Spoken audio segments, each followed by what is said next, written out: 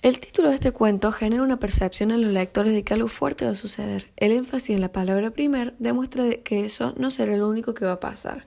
Dicho y hecho, este comienza con un cigarro y termina con un casi suicidio por venganza y miedo. El título de este cuento se refiere a la relación entre dos hermanos, María y Eduardo, y su abusivo y presumido tío.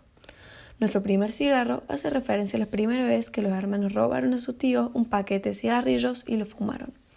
Esto luego llevaría a que Eduardo finja un suicidio del que hablé anteriormente. Al mismo tiempo, este nos deja lugar a pensar, ¿es el primer cigarro de varios u otros? Genera intriga.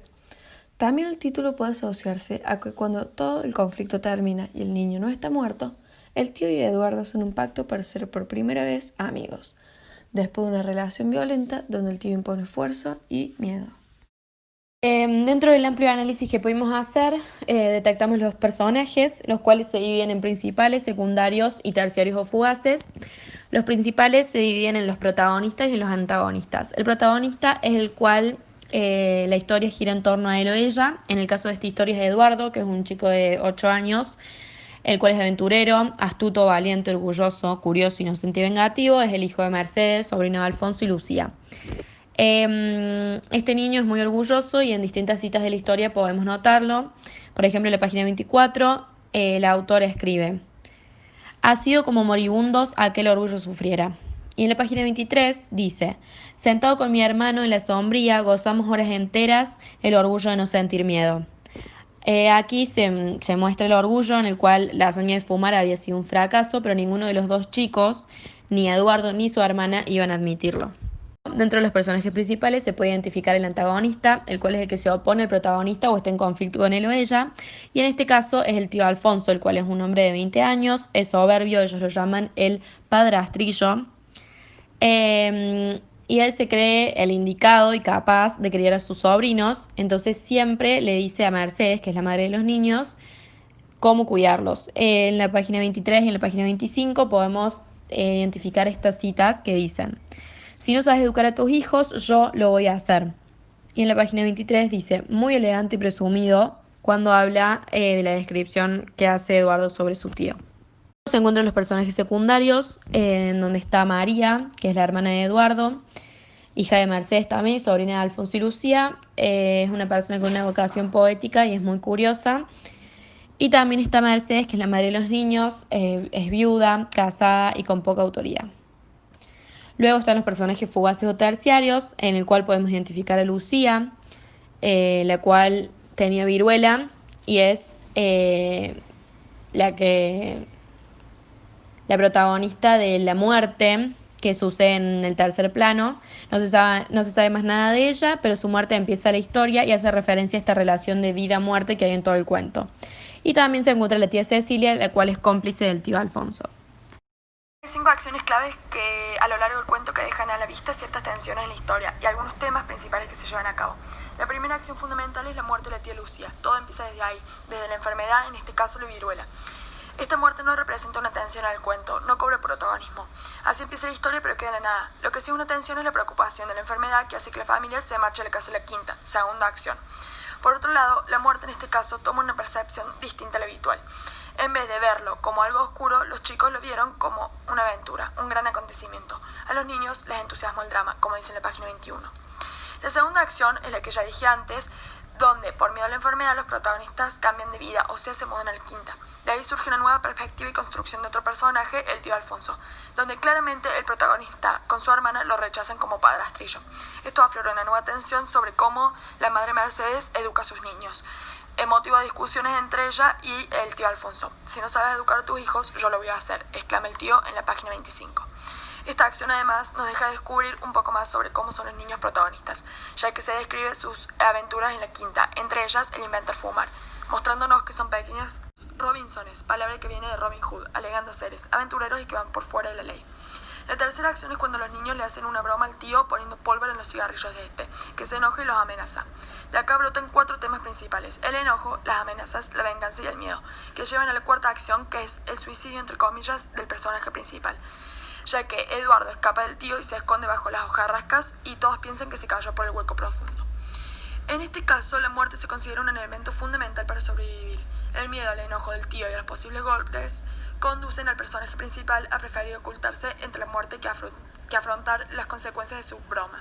Y no solo eso, sino que se considera que su defunción es clave para una venganza contra el tío, como dice en la página 27, una venganza póstuma. La última acción es el rescate de Eduardo y la rendición del tío, cambiando la relación entre ellos. No se sabe mucho cómo fue el suceso, ya que el personaje estaba fumado. Después del miedo del tío Alfonso sobre la muerte de su sobrino y sobre cómo este fallecimiento podía llegar a cambiar las cosas, la trama cierra con la rendición de este. En la página 30 exclama: me parece que mejor haría en ser amigo de este microbio, dando a entender que al final el miedo a la muerte tuvo un buen resultado. ¿Dónde ocurren los hechos? El ambiente físico principal del cuento es una vieja quinta de los alrededores, un lugar claramente significativo para los personajes, ya que el narrador lo personifica. Como se puede ver en la frase, hacía mucho tiempo que la quinta dormía en su sombrío y húmedo sosiego. Se puede analizar que la quinta era un lugar desolado, pero que con la llegada de la familia, este se convierte más bien en un espacio con una fuerte sensación a paraíso. Hay una oposición entre el espacio de la casa, la representación de la urbanidad, de la modernidad y el de la quinta, con la tupida vegetación que parece un paraíso terrenal y es una vuelta atrás en el tiempo para los chicos. Es el único lugar de los cuentos de la selección que ocurre, aunque en el campo, en tanto exterior, cerca de Buenos Aires. Los demás están en Misiones, en su mayoría, y algunos pocos en Chaco. La estructura temporal del cuento es más bien simple. La historia se cuenta como una alepsis, comenzando desde un tiempo pasado, cuando la tía Lucía se contagia de viruela y muere. Todo esto está escrito en el pasado, como se pueden ver en los ejemplos. Tropecé, volvía, había oído, continuaba de herido. ¿Quién narra la historia? ¿De qué manera lo hace? ¿Cómo utiliza el lenguaje? ¿En qué se focaliza? Notablemente se puede identificar a Eduardo como el narrador protagonista de esta historia. Este se encarga de contar complejos sucesos los cuales fueron llevados a cabo en su niñez. No es posible identificar si en el momento en el que lo relata él ya es adulto o no, pero sí se logra notar la nostalgia con la cual recuerda estos hechos. Utiliza un lenguaje muy simple, el cual quizá te puede dar pie a interpretación y relación con la juventud. Vamos a enfocarnos en los recursos literarios. El narrador escoge una cantidad admirable de recursos literarios. Estos generan una atracción distinta en el lector y enriquecen la obra. Con los recursos, el autor es capaz de transmitir emociones y sensaciones. Uno de estos recursos literarios es la antítesis. Esta representa una oposición entre dos términos contrarios o complementarios. Por ejemplo, en la historia se puede ver en el momento en el que el narrador dice: María y yo, por de pronto, profesamos cordialísima antipatía al padrastrillo. Aquí se presentan dos términos contrarios, los cuales son impresiones más subjetivas e indefinidas que se sienten como opuestas. Es decir, los niños respetan al tío, pero no lo quieren debido al temor que éste genera en ellos. Otro recurso es la personificación a la naturaleza. Por ejemplo, el cañaveral se puso completamente azul y comenzó a danzar a 2 dedos de mis ojos. Aquí el autor le da importancia a la descripción del lugar y le da acciones importantes y semi-principales a objetos pertenecientes a la naturaleza. En este caso, el cañaveral. Además, otro recurso que es muy notable es el sarcasmo. El autor usa este como una forma de expresarse. Un ejemplo claro es cuando dice: los ojos del joven suicida que fumó heroicamente su pipa expresan acaso desesperado valor. Aquí está representando la valentía de parte de Eduardo, en forma de rebelión hacia su tío. En la historia se puede notar que el relato principal se basa en una muerte, en la cual los personajes la interpretan como una aventura, una experiencia de vida emocionante. En comparación a otras historias, la muerte es algo que se sufre, algo que se lamenta. También la muerte en esta historia es utilizada como un objeto de venganza y orgullo. Es decir, el orgullo impide que los personajes hagan o no ciertas cosas.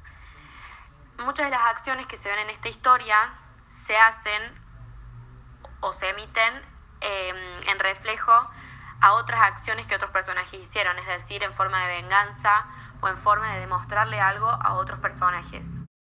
Respecto a los textos que se relacionan con nuestro primer cigarro, podemos ver que el título principal de este libro, que está incluido en la historia, Cuentos de amor, locura y muerte. Teniendo en cuenta el amor de la madre de sus hijos, es cuestionable este amor. Se supone que un vínculo próximo a su hijo, si no puede ver lo que el tío causa.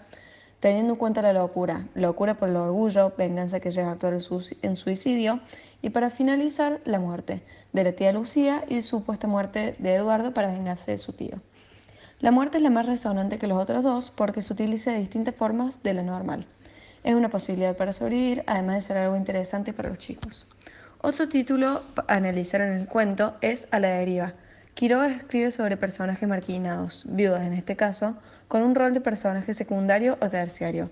En esta historia, la muerte tiene una perspectiva sombría, mientras que en nuestro primer cigarro, la muerte es algo curioso y entusiasmante.